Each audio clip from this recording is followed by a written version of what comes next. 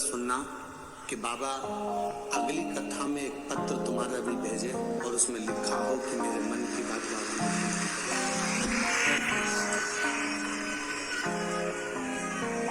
इतने दिल से अगर कथा सुनोगे तो जीवन की एक सार्थकता सिद्ध होगी, एक आनंदता सिद्ध होगी।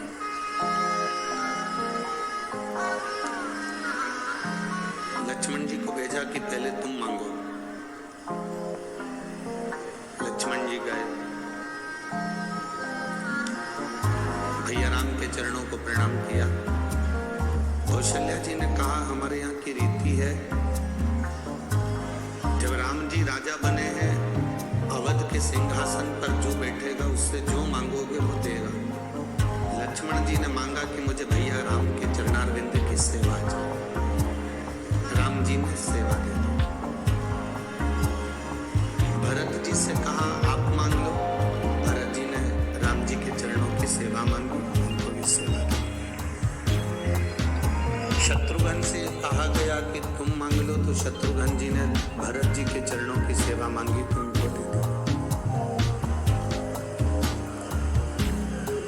उर्मिला आई, उन्होंने अवध के सेवा मांगी, सेवा दे दी। मांडवी आई,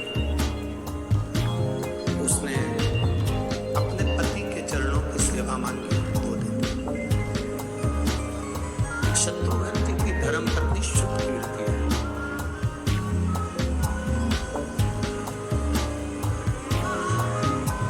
और शुभकीर्ति ने राम जी से कहा कि भैया राम, मैं आपसे जो मांगूंगी आप मुझे दे दो।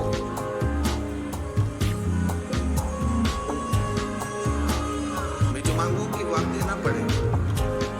कौशल्या जी ने कहा शुद्धकीर्ति कैसी बात करती हो, यहाँ जितनों ने मांगा राम जी ने सबको सब कुछ दिया, तो फिर आपको क्यों ना दे।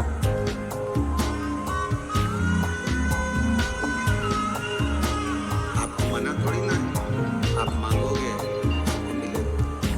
मांगो, आपको क्या चाहिए। शुद्धकीर्ति ने कहा कि मैं जो मांगूंगी वो दे दोगे, पहले विचार कर लो भैया राम।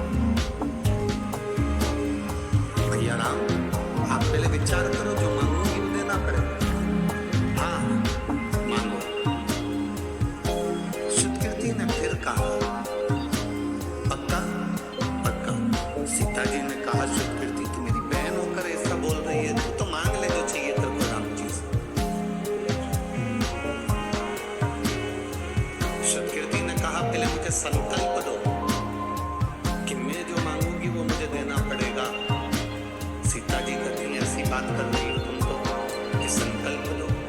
कैकेयी को थोड़ा सा भय होने लगा। कैकेयी को लगा कि मैंने 14 वर्ष का वनवास राम जी को दिया था, कहीं ये शुद्धकीर्ति वापिस राम जी को वनवास ना दे। उसे भय हो रहा, उसको भय उत्पन्न हो रहा।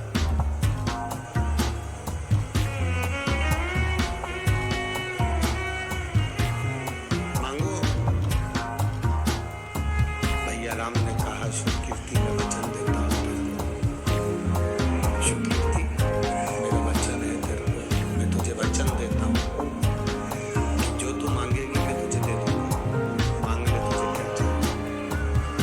शुद्धकीर्ति कहती है भैया राम से, शुद्धकीर्ति कर रही है राम जी से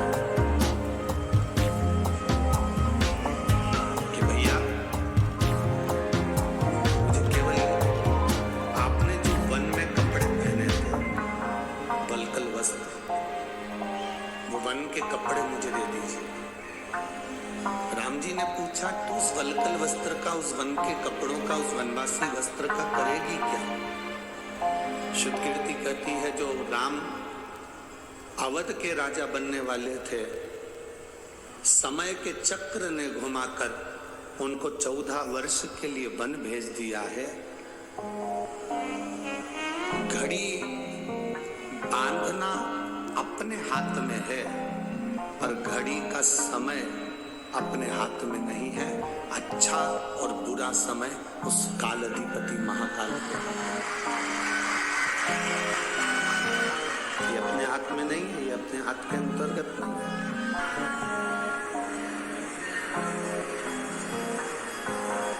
बांधना अपने हाथ में हो सकता है पर समय अपने हाथ में नहीं हो सकता। घड़ी देखना अपने हाथ में है पर समय देखना अपने हाथ में नहीं हो सकता।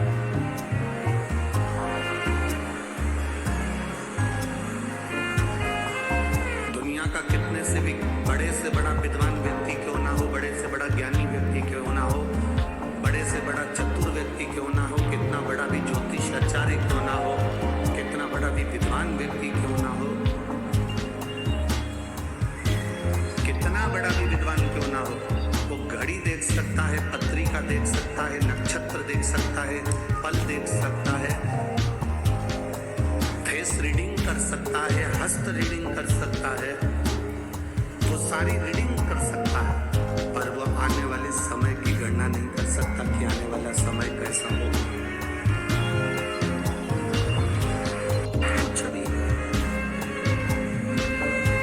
सुकृति जी कह रही है कि भैया बस मेरी एक अभिलाषा है, एक मन की तमन्ना है कि आप जो वल्कल वस्त्र पहने थे, आपने जो वल्कल वस्त्र धारण करे थे, आपने जो वस्त्र पहने थे, वो वस्त्र आप मुझे दे दें, क्योंकि समय का कोई भरोसा, समय का कोई ठिकाना नहीं है, समय का कोई भरोसा नहीं है कि कब अच्छे जीवन को चलते चलते व्यक्ति की जिंदगी में कब दुख आ जाए, कब तकलीफ आ जाए, इसका कोई ठिकाना नहीं।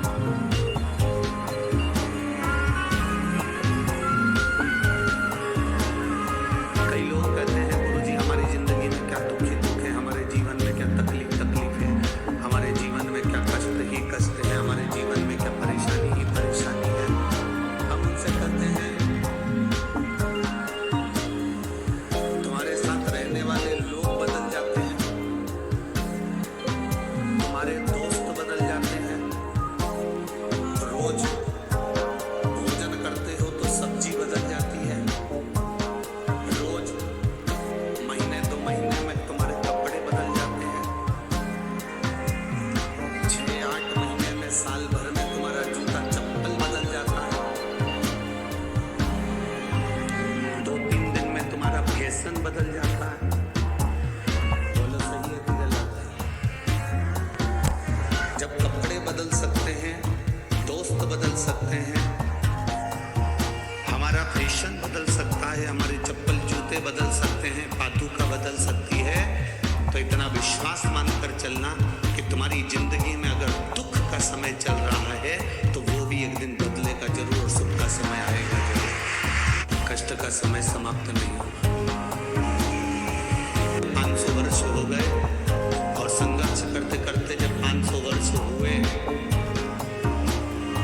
500 वर्ष का संघर्ष करने के बाद राम अवध में वापिस विराजमान हो रहे हैं, तो ये हमको एक पल मिलता है कि जीवन में एक ना एक दिन दिन पलटते जरूर हैं, एक ना एक दिन समय बदलेगा, निश्चित है बदलेगा।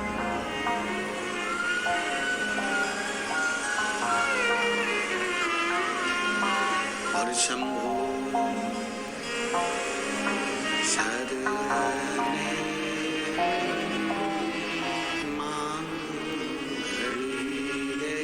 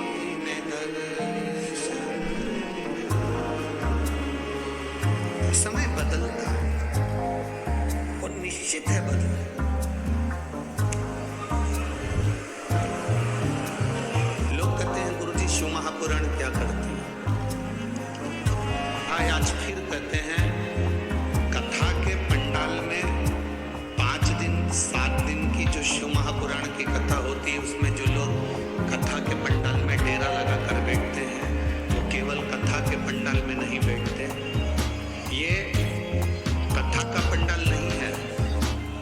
भारत की भूमि की जितनी पवित्र नदियां हैं, जितने पवित्र तालाब हैं, जितने पवित्र सरोवर हैं, जितने